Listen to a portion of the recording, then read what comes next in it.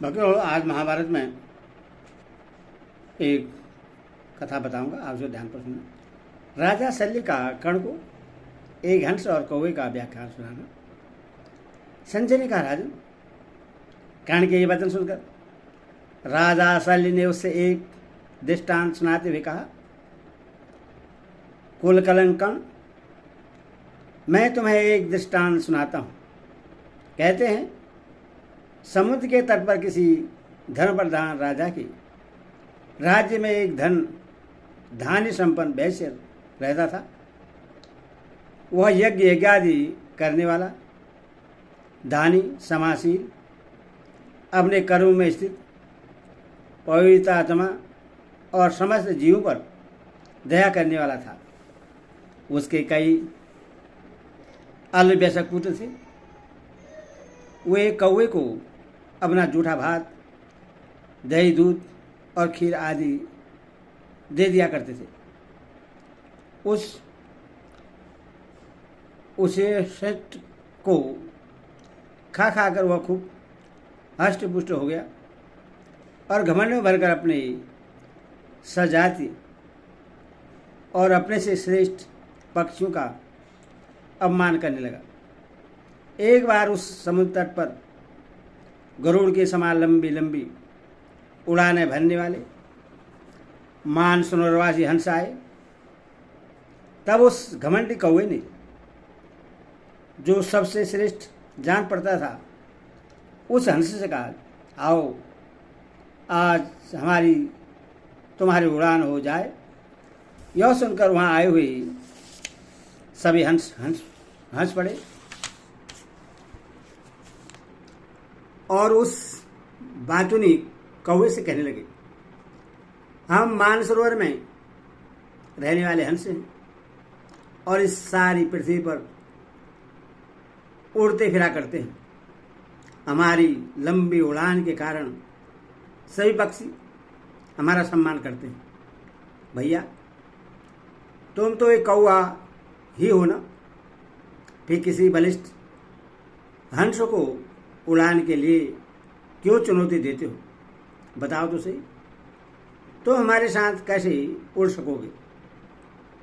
हंस की बात सुनकर कौवे ने उससे बार बार दुत्कारा और स्वयं शूद्र जाति का होने के कारण अपनी बड़ाई करते हुए कहने लगा, मैं 101 प्रकार की उड़ानें उड़ सकता हूँ।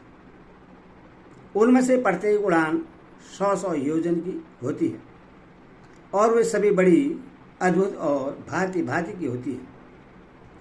उनमें से कुछ उड़ानों के नाम इस प्रकार है: उड़ीन, ऊंचा उड़ना; औडीन, नीचा उड़ना; परडीन, चारों ओर उड़ना; डीन, साधारण उड़ना; निडीन, धीरे धीरे उड़ना; सडीन, ललित गति से उड़ना; त्रिगडीन, तिरछा उड़ना; बिडीन, दूसरों की चाल की नकल करते हुए उड़ना; परिडीन, सब ओर उड़ना; पराडीन, पीछे की ओर उड़ना; सोडीन, स्वर्ग की ओर उड़ना; अभिडीन, सामने की ओर उड़ना; महाडीन, बहुत वेग से उड़ना;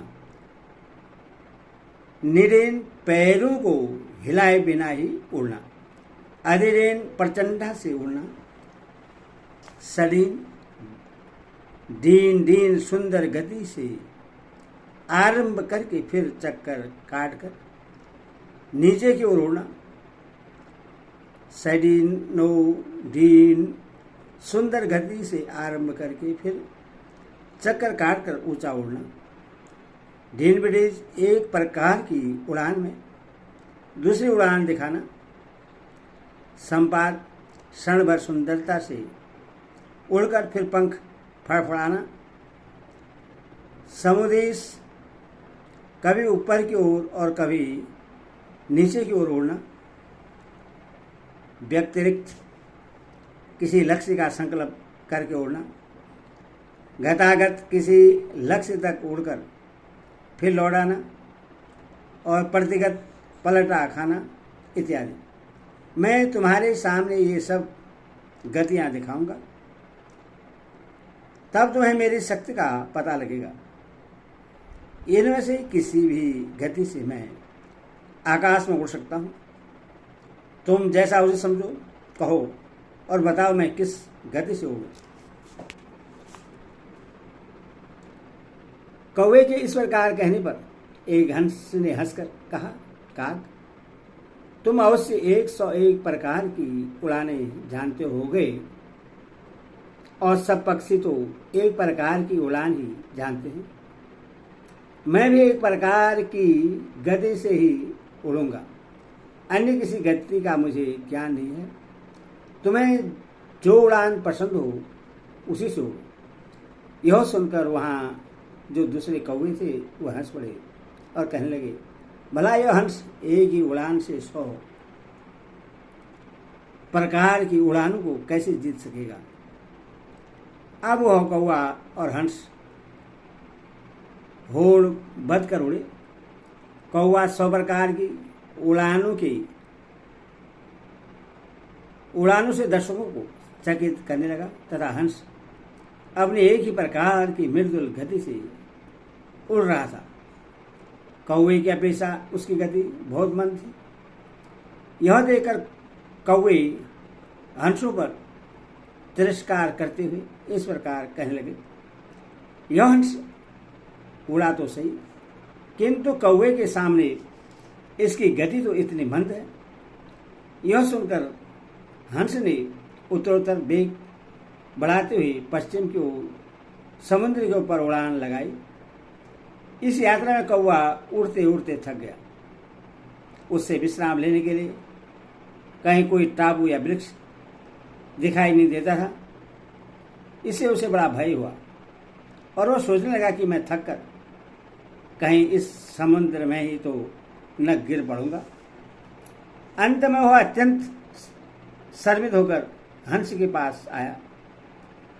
उसकी ऐसी गिरी अवस्था देखकर हंस ने सत्पुरुषों के व्रत का स्मरण करते हुए उससे बचा लेने के विचार से कहा, क्यों जी, तुमने अपने अनेक प्रकार की उड़ानों का बखान किया, परंतु उनका वर्णन करते समय अपने इस गुहा गति का उल्लेख नहीं किया।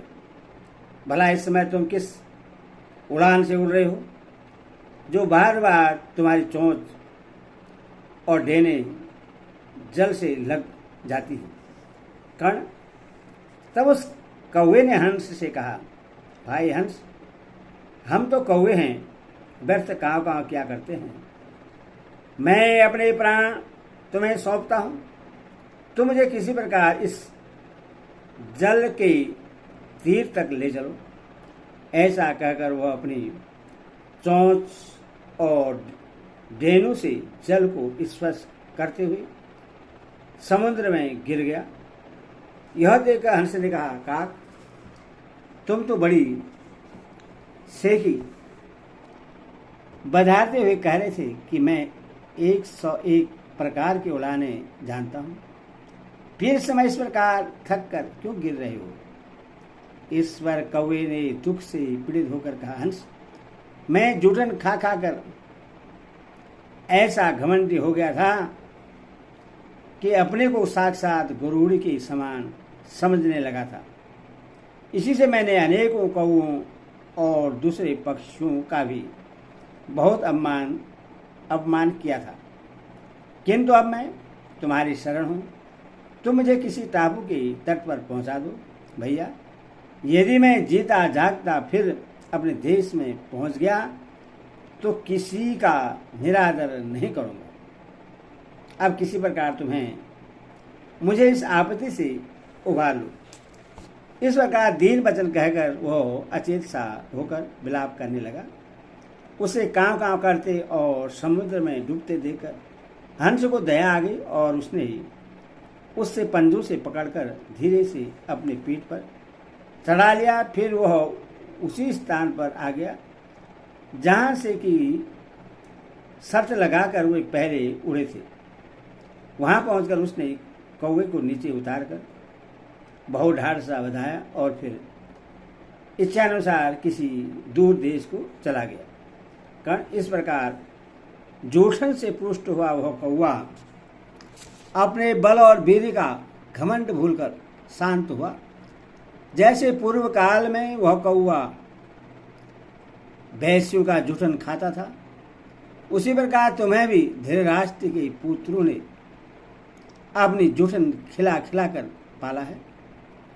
इसी से तुम अपने समकक्ष और अपनी अपेक्षा श्रेष्ठ पुरुषों का भी अपमान करते हो। विराट नगर में तो द्रोणाचार्य, अश्वत्थामा, कृपाचार्य, भीष्म तथा और सब कौरव भी तुम्हारी रक्षा कर रहे थे। उस समय तुमने अकेले अर्जुन का काम तमाम क्यों नहीं कर डाला? उस समय तुम्हारा पराक्रम कहाँ चला गया? जब संग्राम भूमि में अर्जुन ने तुम्हारे भाई का वध किया था, उस समय समस्त कौरव योद्धाओं के सामने सबसे पहले तो तुम ही भागे थे। इस प्रकार दैत्यवन में गर्दभों के आक्रमण करने पर भी सारे कौरवों को छोड़कर पहले तुम्ही ने पीठ दिखाई थी। इस समय भी अर्जुन ने ही चित्रसेनादि गर्दभों को युद्ध में परास्त करके दुर्योधन और उसकी रानियों को छुड़ाया था। परशुराम जी ने राजाओं की सभा में श्री कृष्ण और अर्जुन का जो पुरातन प्रभाव कहा था, वह तो तुमने सुना ही था।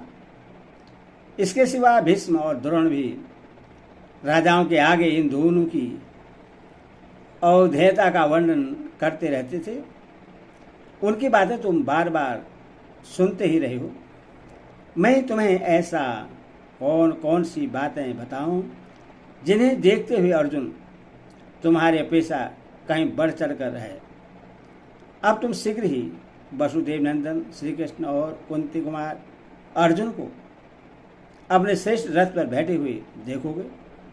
और जिस प्रकार कौवे ने बुद्धिमानी से हंस की शरण ले ली थी, उसी प्रकार तुम भी श्री कृष्ण और अर्जुन का आश्रय ले लो। जिस समय तुम एक ही रथ पर चढ़े हुए श्री कृष्ण और अर्जुन को युद्ध में पराक्रम दिखाते देखोगे, उस समय ऐसी बातें नहीं कह सकोगे। जैसे जुगनू सूर्य और चंद्रमा का तिरस्कार करे, उसी प्रकार तुम मूर्खता से उनका अपमान मत करो। महात्मा श्री कृष्ण और अर्जुन पुरुषों में श्रेष्ठ हैं, तुम उनका तिरस्कार न करो और इस प्रकार बढ़ बढ़कर बातें बनाना छोड़ दो। हरि ओम।